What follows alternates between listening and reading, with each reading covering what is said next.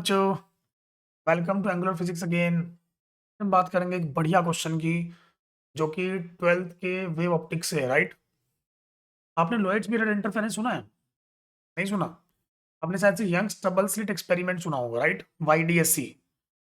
ये उसी का एक दूसरा वर्जन है, आप ऐसा मान के चलिए। राइट?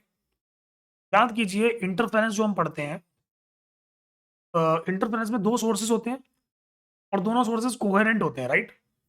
तो कोहेरेंट सोर्सेज को बनाने का एक तरीका तो स्लिट्स होती है। राइट? दूसरा तरीका क्या होता है? लोएट्स मिरर। तो ये क्वेश्चन मैं इसलिए करवा रहा हूँ यहाँ पे। मुझे क्वेश्चन एक्चुअली कहीं दिखा तो मुझे मेरे दिमाग में एकदम क्लिक किया कि बहुत सारे बच्चे इसके बारे में नहीं जानते हैं। बहुत सारे बच्चे इसको छोड़ भी देते हैं। राइट? कि पता नहीं क्या होता होगा लोएट्स मिरर, लेकिन ये बहुत आसान है। मैं आपको बताऊं, ये इतना आसान है कि इसके क्वेश्चन भी आप एकदम YDSC की तरह ही कर सकते हो। राइट? चलिए एक क्वेश्चन ले लेते हैं इसका, तो देखते हैं एक बार कंसेप्ट क्या लग रहा होगा। पहले समझते हैं एक बार क्या बोला है क्वेश्चन में। क्वेश्चन में बोला, in an interference experiment as shown in the figure, the source plane and the screen are separated at a distance of 1 metre.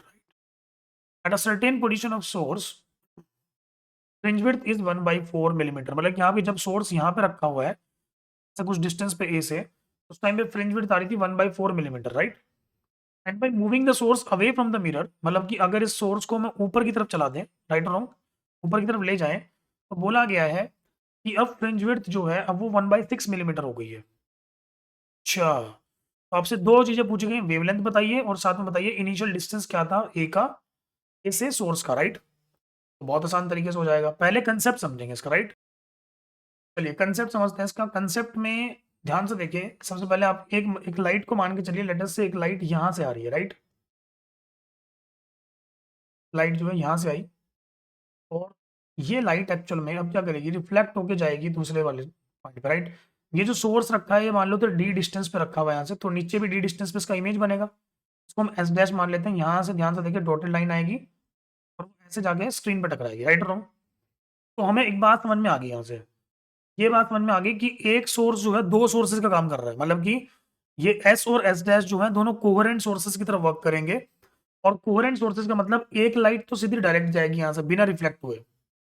Right wrong? और दूसरी लाइट रिफ्लेक्ट होकर जा रही है।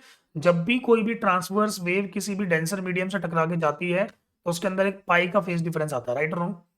अगर इसके अंदर पाई का फेज डिफरेंस आएगा एक, तो इसका मतलब इन दोनों रेज में एक ऑलरेडी एक पाथ डिफरेंस है, and that initial path difference is λ/2। Yes और नो? और उसके बाद तो फिर पाथ बताएगा कि कितना डिफरेंस इनके बीच में आया है। अगर वो पाथ डिफरेंस एक्चुअली लैम्डा के इक्वल हो गया, तो हम बोलेंगे क्या, कि मैक्सिमा बन गया है वहां पे। और अगर मिनिमा के इक्वल हो, मतलब सॉरी, एन लैम्डा हो गया, तो मतलब वो क्या बन जाएगा, मैक्सिमा। और अगर वो 2n-1 λ/2 बन गया, तो मतलब ओड मल्टीपल ऑफ λ/2 बन गया, तो बनेगा मिनिमा। राइट? सेम कंसेप्ट है। राइट? बीटा का फॉर्मूला याद कीजिए, फ्रिंज विड्थ का फॉर्मूला λ/d पढ़ते थे आप लोग। तो यहाँ पे कैपिटल डी हो गया हमारा 1 मीटर, स्मॉल डी को हम 2d लिख रहे हैं। राइट और, क्योंकि यहाँ पे दोनों सोर्सेज के बीच का डिस्टेंस मैंने क्या मान लिया है, डी, मतलब 2d हो गया टोटल मिला के। राइट? अच्छा, तो यहाँ पे बीटा का फॉर्मूला क्या हो गया, λd/2d। चलिए चेक करते हैं, कंडीशन लगा देते हैं फटाफट से। पहली कंडीशन में बोला गया कि फ्रिंज विड्थ हमारी 1/4 मिलीमीटर थी जब हमारा डिस्टेंस डी था। राइट? चलिए फर्स्ट कंडीशन लगाते हैं। बीटा इक्वल्स टू हमने पढ़ा λd/2d। हमने बोला 1/4 मिलीमीटर की हमारी फ्रिंज विड्थ है, इंटू 10⁻³ कर लेते हैं। वेवलेंथ हमें नहीं पता है, डी की वैल्यू 1 है, और अपॉन 2 इंटू डी, ये हमारा इनिशियल डिस्टेंस था। मैं इसको फिलहाल इक्वेशन नंबर 1 मान रहा हूँ। राइट? अब उन्होंने क्या बोला, आगे सुनते हैं। उन्होंने बोला, by moving the source away from the mirror along the line A B by 0.6 millimetre. अगर हमने सोर्स को दूर ले गए, हम 0.6 मिलीमीटर दूर ले गए, तो फ्रिंज विड्थ कितना चेंज हो गया, 1/6 मिलीमीटर पे आ गया। Right wrong? अगर मैं इसको दूर लेके जाऊंगा, सोच के देखो, तो मैं क्या बढ़ा रहा हूँ, मतलब कि मैं, एक बात तो तय है कि मैं बढ़ा रहा हूँ यहाँ पे स्मॉल डी डिस्टेंस। अगर स्मॉल डी डिस्टेंस को बढ़ाऊंगा, तो ऑब्वियस सी बात है मेरा फ्रिंज विड्थ तो घटेगा। अच्छा, ठीक है भाई। तो उन्होंने बोला कि अगर हमारी फ्रिंज विड्थ 1/6 हो चुकी है, जब λ/1 तो सेम रहेगा, इसको क्या लिख दूं मैं, 2 इंटू डी प्लस कितने मिलीमीटर आगे ले गया वो बताओ जरा एक बार सोच के। ये आगे ले गया 0.6 मिलीमीटर। राइट? तो इसको मैं लिख रहा हूँ 0.6 इंटू 10⁻³ इसको मैं लिख रहा हूँ इक्वेशन नंबर 2। मुझे लग रहा है इसमें कोई दिक्कत होनी नहीं चाहिए किसी को। राइट और रॉन्ग? सॉल्व कर दें? चलिए डिवाइड कर देते हैं फटाफट से, दोनों इक्वेशंस को डिवाइड कर देते हैं। 1/4 into 10⁻³ upon 1/6 into 10⁻³ equal to lambda से लैम्डा छम्मा छम्मा हो गया, 2 से 2 छम्मा छम्मा हो गया। राइट और रॉन्ग? क्या बचा, d प्लस 0.6 इंटू 10⁻³ ऊपर चला जाएगा और ये स्मॉल d नीचे आ जाएगा, राइट। इसको ऊपर ले जाएं, इसको नीचे ले आए तो मतलब 6/4 बन जाएगा, मतलब 3/2। तो 10⁻³ से 10⁻³ खत्म। d plus 0.6 into 10⁻³ upon d, cross multiply कर लेते हैं। पहले ध्यान से देखें तो आएगा 3d equals to 2d plus 1.2 into 10⁻³ तो d इक्वल्स टू आ गया 1.2 इंटू 10⁻³ मतलब मुझे एक बात समझ में आ गई कि d की वैल्यू आ गई 1.2 mm।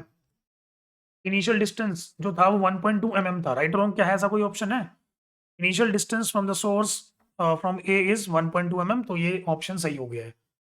एक और ऑप्शन पूछा इन्होंने पूछा वेवलेंथ कितनी होगी लाइट की, वेवलेंथ भी निकाल देते हैं यार। तो क्या करें, डी की वैल्यू किसी भी इक्वेशन में डाल दें, पहली वाली इक्वेशन में डाल देते हैं, थोड़ा आसान तरीके से आ जाएगा, राइट और रॉन्ग।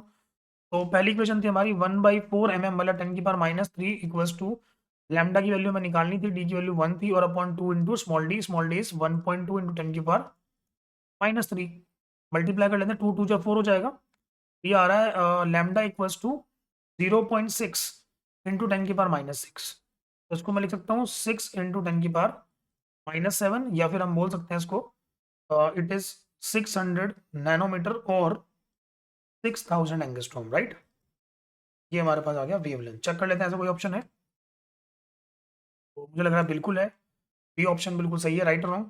बी और सी दो ऑप्शन सही आएंगे, राइट। इनिशियल डिस्टेंस भी हम निकाल चुके हैं और वेवलेंथ भी निकाल चुके हैं। तो मुझे लगता है लॉयड मिरर को देख के अब घबराना नहीं है किसी को भी, राइट। कोई भी बच्चा घबराएगा नहीं, तब बिल्कुल नहीं लगना चाहिए कि तुम्हें लॉयड मिरर नहीं आता। ये YDSC तो है, तो दूसरा ही वर्जन है और कुछ नहीं है, इसलिए मैंने क्वेश्चन करवाया, राइट। तो मुझे लगता है समझ में आया होगा। और अगर ऐसे क्वेश्चन और आपको देखने हैं और सोच सीखना है, फिजिक्स सीखना है ये एडवांस के लिए, राइट, आ जाइए फिर चैनल पे सब्सक्राइब कर दीजिए, ठीक है। मैं तो आते ही रहूँगा। चलो, थैंक यू एवरीवन।